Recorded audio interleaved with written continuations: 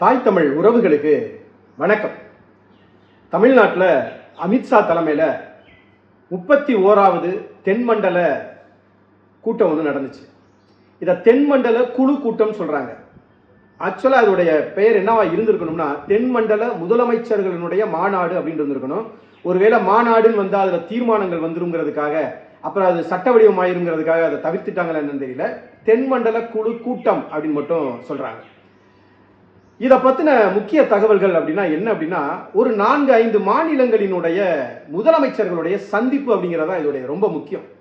இதில் முக்கியமாக சந்திரபாபு நாயுடுவாக இருக்கட்டும், இல்லை கேரளாவுடைய முதலமைச்சர் சதீஷ் அவர்களாக இருக்கட்டும், இல்லைன்னா நம்ம டிகே சிவகுமாராக இருக்கட்டும், இல்லைன்னா நம்ம நாட்டு முதலமைச்சர் தமிழ்நாட்டினுடைய முதலமைச்சர் விஜயா இருக்கட்டும், முக்கியமான கருத்துக்களை அவங்கவுங்க பகிர்ந்திருக்கிற ஒரு கூட்டமாக இருந்துச்சு. தமிழ்நாட்டில் நடந்ததுனாலயோ என்னவோ தெரியல, எல்லாருமே நமக்கு சாதகமா பேசுற மாதிரியே தெரியுது.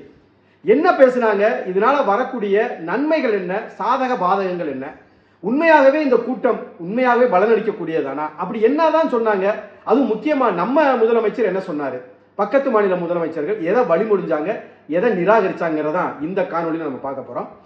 தெளிவா புரிஞ்சுக்குவோம். பக்கத்து மாநிலங்களினுடைய முதலமைச்சர்கள் எந்த மனநிலையில் இருக்கிறாங்க, பாரத திருநாடு இந்த இந்தியா, அதனுடைய உள்துறை அமைச்சர் அமித்ஷா என்ன கண்ணோட்டத்தோடு இந்த கூட்டத்தை அணுகினார் அப்படிங்கிறத பற்றி தான் நம்ம பார்க்க போறோம்.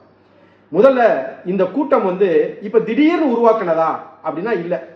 1950 ஜவஹர்லால் நேரு அவர்களால தான் இந்த தென்மண்டல குழு அப்படின்னு சொல்லி ஒரு கூட்டம் நடக்குது.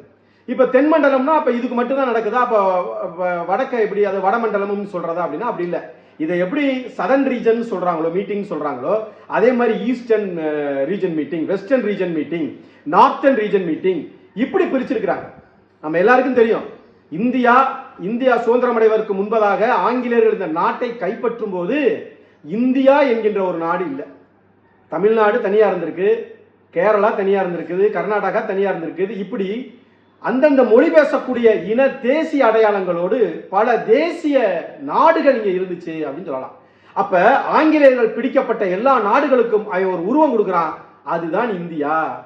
அப்ப ஏன் இந்த தென்மண்டல குழு கூட்டம்ங்கிறது எதற்காக அப்படின்னா, இந்த பன்முகத்தன்மை கொண்ட இந்த இந்தியாவை 4ஆ பிரிச்சுக்கிட்டோம்னா அந்தந்த குழுவுக்கான சில விஷயங்களை நம்ம பேசிக்கிறதுக்கு நல்லா சரியா இருக்கும். அதே சமயம் அவங்க எல்லா முதலமைச்சர்களையும் ஒன்றா சேர்த்து பேசும்போது அது இன்னும் கொஞ்சம் எளிமையா இருக்குங்கிறதுக்காக இதை பண்ணிருக்கலாம்னு தோணுது. இப்ப கடந்த சில ஆண்டுகளாக இந்த பக்கமே நடக்குது. இப்ப எங்கன்னா போன மீட்டிங் அதாவது 30வது தென்மண்டல குழு கூட்டம் கேரளால திருவனந்தபுரத்தில் நடந்துச்சு. அதற்கு முன்பதாக 29வது தென்மண்டல குழு கூட்டம் ஆந்திராவில் உள்ள திருப்பதியில நடந்துச்சு. அதுக்கு முன்னால ரொம்ப ஒரு பெரிய கேப் இருக்குது நடந்ததுக்கு. இப்ப சமீபதான் 2022 2021 அப்புறம் ஒரு 4 வருஷம் கழிச்சு தான் இப்ப தென்மண்டல குழு கூட்டம் நடக்குது. இதனுடைய சாராம்சாரம் என்ன அப்படின்னா, இங்க ஒன்றும் பெரிய சட்ட திட்டங்கள்லாம் நிறைவேற்ற முடியாது, தீர்மானமா போட்டு இப்படிதான் நடந்துக்கணும் அப்படின்லாம் சொல்ல முடியாது. இது போல விஷயங்களை இப்படி செஞ்சா நல்லா இருக்கும் அப்படின்னு மட்டும்தான் சொல்ல முடியுமே தவிர இந்த கூட்டத்துல பெருசாலாம் இதை சட்டபூர்வமாக்குறதுக்கான வழிகள் இல்லை. உள்துறை அமைச்சர்கிட்ட இந்தந்த மாநிலங்கள் நாங்கள் பக்கத்துல இருக்கோம், எங்களுக்குள்ள உள்ள பிரச்சனைகள், எங்களுக்குள்ள உள்ள கொடுக்கல் வாங்கல்கள் இல்லை, நாங்கள் தேசிய கட்சிகளிடத்துல இல்லைன்னா இந்தியாவை ஆளக்கூடிய இடத்துல உள்ளவங்க கிட்ட எங்களுடைய பரிந்துரைகள் அப்படின்னு தான் செய்ய முடியும் அப்படிங்கிறதான் புரியுது. ஆனா ஒண்ணு மட்டும் நீங்க புரிஞ்சுக்கணும், இவங்க சதர்ன் ரீஜனா பிரிக்கட்டும், வெஸ்டர்ன் ரீஜனா பிரிக்கட்டும், நார்த்தன் ரீஜனா பிரிக்கட்டும், ஆனா ஒன்றை மட்டும் நீங்க புரிஞ்சுக்கணும், யாரையும் இவங்க ஒன்னு சேர விட மாட்டாங்க. பொதுவா அது பிஜேபி ஆனா இல்ல, காங்கிரஸும் தான். தேசிய கட்சிகள் யாரா இருந்தாலும், ஏன் இன்னும் சொல்ல போனா இந்தியாவை ஆளக்கூடிய நிலைக்கு யார் போனாலும் அவங்களுடைய நிலைப்பாடு என்னவா இருக்கு அப்படின்னா, யாரும் யாருடனும் ஒன்னா சேர்ந்துடக்கூடாது. இப்ப சதர்ன் ரீஜன் மீட்னு வைக்கிறாங்கல்ல, இந்த ஆந்திரா, இந்த கர்நாடகா, இந்த தெலுங்கானா, தமிழ்நாடு, கேரளா, இந்த முதலமைச்சர்கள்லாம் அவங்களா தனியா சேர்ந்து ஒரு கூட்டம் போட்டுக்க முடியுமா அப்படின்னா அதை உடைச்சு விடுற வேலையை தான் பார்ப்பாங்க. ஏன் அப்படின்னா, இந்த தென் மாநிலங்கள் எல்லாம் ஒன்னா சேர்ந்து ஒரு போர்க்குடியை தூக்கிடுச்சுன்னா அப்புறம் வட மாநிலங்கள்லாம் ஒன்னா சேரும். இந்த மாதிரியான பிரிவினையை அது உண்டு பண்ணிடும். அதனாலதான் பாத்தீங்கன்னா காவேரி பிரச்சனை, முல்லையாற்று பிரச்சனை, கிருஷ்ணா நதி நீர் பிரச்சனை, எல்லாத்திலையும் பிரச்சனையை உருவாக்கிக்கிட்டே இருப்பாங்க. முல்லை பெரியாரா கேரளாவுக்கும் தமிழ்நாடுக்கும் பிரச்சனை இருந்துகிட்டே இருக்கும். அதே போல இங்கிட்டு காவேரியா கர்நாடகாவுக்கு நமக்கும் பிரச்சனை இருந்துகிட்டே இருக்கும். இங்கிட்டு கிருஷ்ணா நதியா இங்கிட்டு கர்நாடகாவுக்கும் தெலுங்கானா ஆந்திராவுக்கும் மகாராஷ்டிராவுக்கும் இடையில சின்ன சின்ன பிரச்சனைகள் இருந்துகிட்டே இருக்கும். இந்த பிரச்சனைகளை கொடுத்து கொண்டே இருந்தால் மட்டும்தான் இந்த தேசிய கட்சிகள், அதாவது மாநில கட்சிகளை சாராத தேசிய கட்சிகள் என்ன செய்யும்னா மேல நிம்மதியா ஆண்டுகிட்டு இருக்கும். இதை சொன்னா என்ன சொல்லுவானா, இல்ல தேசிய ஒருமைப்பாடை நாங்க காக்குறோம் வாங்க, ஆனா இவங்கனாலதான் அந்த தேசிய ஒருமைப்பாடை வரவிடாம பாத்துக்கிறாங்க அப்படிங்கறதா முக்கியம். இந்த கூட்டத்துல மிக முக்கியமா கவனிக்கப்பட்டது அந்த மேடையில அதுல இருக்கக்கூடிய அந்த பின் பதாகை. அதுல அந்த கூட்டத்துடைய தலைப்பான தென்மண்டல குழு கூட்டம் அப்படிங்கிறது தமிழ்ல தான் முதல்ல இருந்துச்சு. அதற்கு அடுத்துதான் ஹிந்தியில வருது, அதற்கு அடுத்துதான் ஆங்கிலத்துல வருது. ஆனா இதற்கு முன்னால் 2021 29வது இந்த கூட்டம் நடக்கும்போது, அல்லது 2022ஆம் ஆண்டு 30வது கூட்டம் நடக்கும்போது, திருவனந்தபுரத்தில் நடக்கும்போது மலையாளத்திலேயோ ஆந்திராவில் உள்ள தெலுங்குலையோ இல்லை. ஆனால் தமிழ்நாட்டில் நடக்கும்போது அந்த பின்பதாகையினுடைய தலைப்பு முதல்ல தமிழும், அப்புறம் ஹிந்தியும், அப்புறம் ஆங்கிலத்திலும் தான் வடிவமைக்கப்பட்டிருந்தது. அது மிகவும் ஒரு மாநில உரிமைக்கானதாகவே நம்ம அதை எடுத்துக்கலாம். இன்னும் சொல்ல போனா அது எந்தெந்த மாநிலங்கள்லாம் இதுல இருக்காங்களோ எல்லா மொழிகளிலுமே அந்த தலைப்பு இருந்திருந்தா இன்னும் நல்லா இருந்திருக்கும். இங்க ஹிந்தி கூட தவிர்க்கப்பட்டிருக்கலாம். ஏன்னா இது இப்ப நார்த்தன் இல்லைன்னா ஈஸ்டர்ன் வெஸ்டர்ன்ல நடத்தினா கூட பரவாயில்ல. சதன்ல ஹிந்திக்கு பிரச்சனை இல்லை, அதுக்கு இங்க தேவையில்லை. அதற்கு பதிலா தெலுங்குல, கன்னடால, மலையாளத்துல இருந்திருந்தா இன்னும் சிறப்பா இருந்திருக்கும். இருந்தாலும் தமிழ்நாட்டில் நடக்கக்கூடிய இந்த தென்மண்டல குழு கூட்டத்தை தமிழ்ல முதல்ல போட்டது ரொம்ப கொஞ்சம் ஆறுதல் தருது. ஏன்னா கொஞ்ச நாளா தமிழ்தாய் வாழ்த்து சம்பந்தமா தமிழ்தாய் வாழ்த்த ஒரே ஒரு முறை, அதுவும் 3வது முறையாக பாடப்பட்டு, அதற்கு முன்னால் வந்தே மாதரம், ஜனகணமன, தேசிய கீதம், இப்படி எல்லாம் பல குழப்பங்கள் இருந்த இடத்துல ஒரு மாநில உரிமையை சொல்லக்கூடிய அளவுல இது இருக்குது அப்படின்னு கூட நம்ம எடுத்துக்கலாம். முக்கியமா இந்த கூட்டத்தில் யார் யாரெல்லாம் பேசுனாங்க அப்படிங்கிறது ரொம்ப முக்கியம்.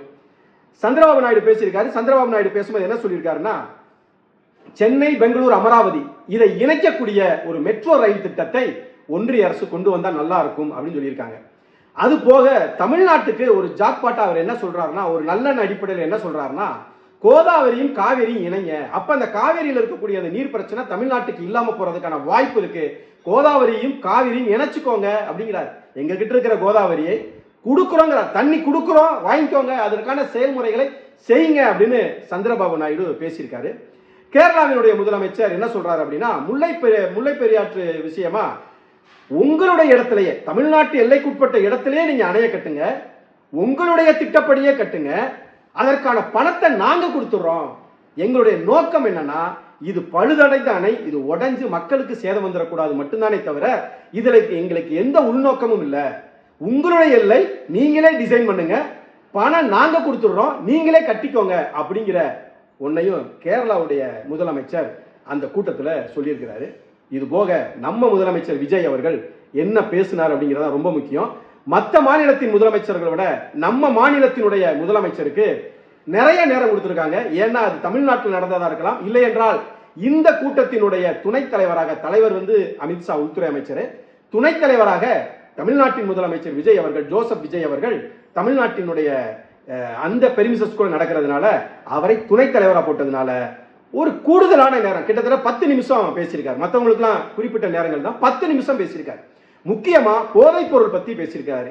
எல்லாரும் அவங்க மாநிலம் இதை பத்தி பேசுறாங்க.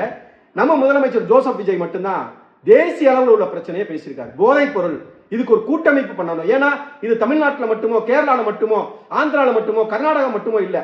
அப்போ ஒரு தேசிய அளவில் ஒரு கூட்டமைப்பை உருவாக்கினா இந்த போதைப் பொருள் கடத்தல், போதைப் பொருள் விநியோகத்தை நாம கட்டுப்படுத்தலாம். அதனால மிகப்பெரிய இளைஞர்கள், மிகப்பெரிய அளவில் நாட்டினுடைய நாளைய தலைமுறைகள் ரொம்ப சீரழிஞ்சு போயிட்டு இருக்காங்க. இது ஒரு தேசிய பிரச்சனையா இருக்குது, அதை செய்யணும்னு எடுத்தோடனே முதல்ல தான் பேசியிருக்காரு. அதுவும் குறிப்பா என்ன சொல்றாருன்னா, டிஜிட்டல் முறையில பர்ச்சேஸ் பண்றது, மெடிக்கல் ட்ரக்ஸ் பர்ச்சேஸ் பண்றதை நிறுத்தணும், ஆன்லைன் வர்த்தகத்தை கண்காணிக்கணும், அதுலதான் இவங்க ரொம்ப எளிமையாக இந்த போதைப் பொருளை கொண்டு போயிடுறாங்க அப்படின்னு தூக்கி வச்சிருக்காரு.